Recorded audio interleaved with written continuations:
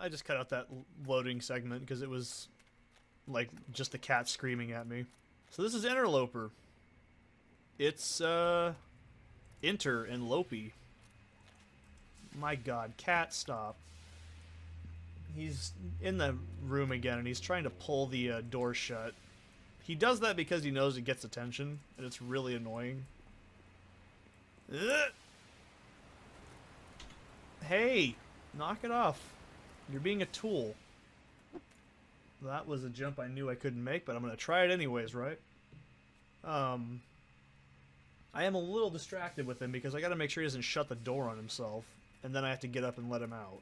So this is kind of cool. This is a new segment to Xen. Originally, Interloper was a pretty short chapter. Like, oh, stop. There wasn't a whole lot to it. Like, you just kinda did. Oh my god. I know, I won't let you in the other person's room and you're just so upset about it. Oh my god. Give up. Stop. Being a tool. Excuse me? Okay. That's fine. I guess that just... I guess I didn't have that much health. I didn't realize it. Oh, shit. Damn it, man. I fucking moved my hand because I had to make sure he doesn't close that door. Hey! Come here. I also had to replace the carpet in that entire area because, he got stressed out when he first moved, and he absolutely ripped the entire carpet apart there, trying to get into it, so I had to shell out like $200. Oops. So this entire segment is technically in... Hey! Do I have to get the WD-40? Yeah, I don't think so. Generally, I had to train him that if he keeps doing annoying things, I don't like this, and I know it's not great, but I spritz at him with like a spray bottle with just water in it, because it makes him stop. Because I don't want him to keep doing that over and over, and it gets really annoying really quickly. So, I basically, if he pisses me off enough, I start just like picking up anything that looks spray-like. And because the closest thing in the kitchen for us is WD-40, I just pick up a cam when he's being sassy, and like when we have dinner, and he basically just goes, "Oh shit, no." It's a pretty sad but effective method of making him stop. So there is an achievement for getting through Xen without killing a single Vortigaunt because they're not aggressive by default. So this whole village area was added. What are you doing? Quit it. No! Quit being a tool. And then he gets rowdy and wily and weird and it gets annoying. I just ignore it after a while. Okay, so this part seems strange, but you just have to wait. This also might explain how Vortigaunts are being teleported into battle. Hey! Come here. Come on. Get away from there.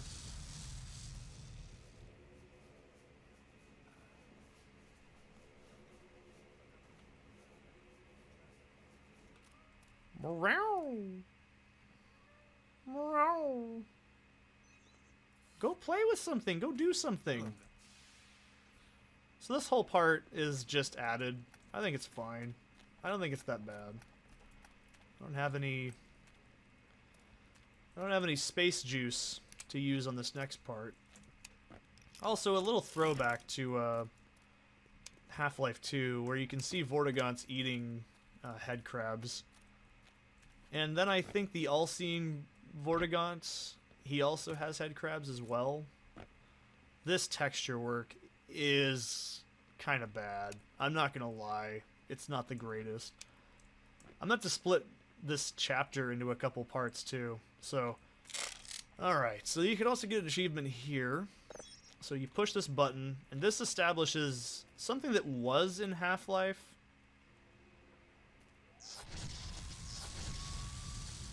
that the controllers are in charge, and they aggravate the Vortigaunts to make them fight. So this is all scripted. You basically have to wait for this.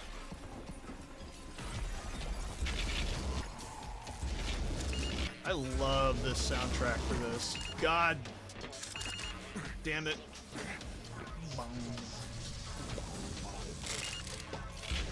It just sounds really cool. I like it. So if you kill all these controllers without killing any Vorts, because they won't attack you unless the controllers possess them, you'll get an achievement as well. Kind of nice. I mean, it's a thing. I don't think it's that, like, crucial. There's still one more. I just don't know where he is. There's gotta be, at least. But yeah, you get plenty of ammo for this part, so don't worry about running out. I do love the soundtrack for this. It's really good. It's just very nice, I guess. Also, there's another secret achievement you can get. I believe this is actually where there's the pizza crate, right? Yeah, it's the snacks. So you can get an achievement for doing this if you really are into that sort of thing. Me, like I said, not as much anymore, but it's there. It's kind of nice, I guess. I'm taking this basket with me too.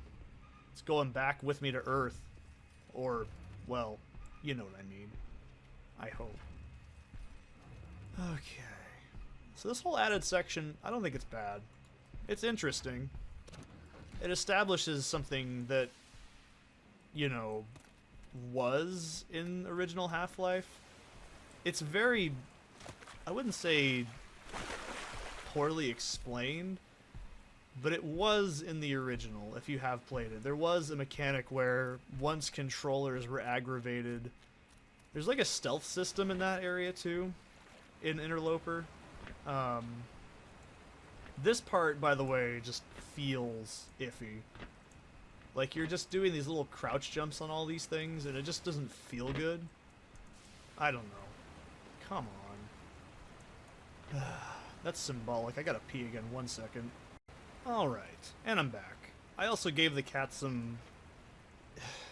Cats do this weird thing, if you ever own one. They essentially do this thing where if their food dish is visible, even despite it being 3/4 of the way full, they'll act like it's not full. So, yeah. I basically just gave him some more food so he'd leave me alone, and he essentially went, oh look, there's things, and then just stopped. So, hopefully he'll be a little bit more... less bitchy. So... Alright. And then... oh boy. So this little section, it is in the original Half-Life, but it's been modified significantly. So, we're going to go into a... well, I don't want to spoil it, but essentially all the new stuff in Xen isn't technically new. It's just explained and set out better. Like, I don't know. Like, everything that was in the original is just kind of made more aware of, I guess. Like, that Vortigaunt section was technically in the original, but it was like a minute. So, this is a brand new, pretty cool section. I like this. Alright, here we go. Remember that whole section that I was saying with bad texturing? These things look terrible. I'm not trying to bitch, but they look bad. Those vines are just ugly. Okay, so... remember how I said that this was in the original? You had to run from a Gargantua, right? In this one, well... I'll just let my footage do the talking.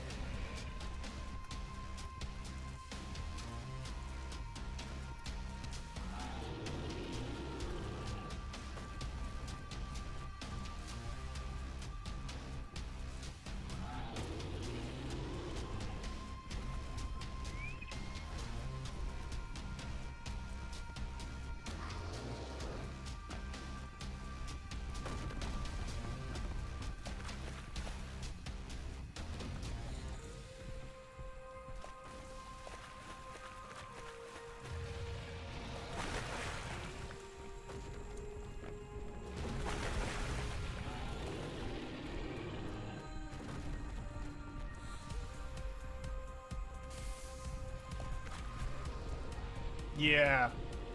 Bitch about it. See what I care. I'm giving you the finger. The metal one. Okay. So that's a pretty cool section. In the original, you just ran away from a singular Gonarch. Or sorry, not Gonarch, but I like how they just stand there like... Ooh.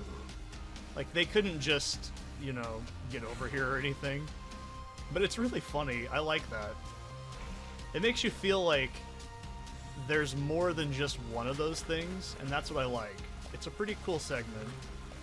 And then the soundtrack just makes it better. And this is just pretty cool. Like, this reminds me of Vivek from Morrowind, and I don't know if that was intentional, but it just reminds me of that. Like, the entire, like, section of Vivek.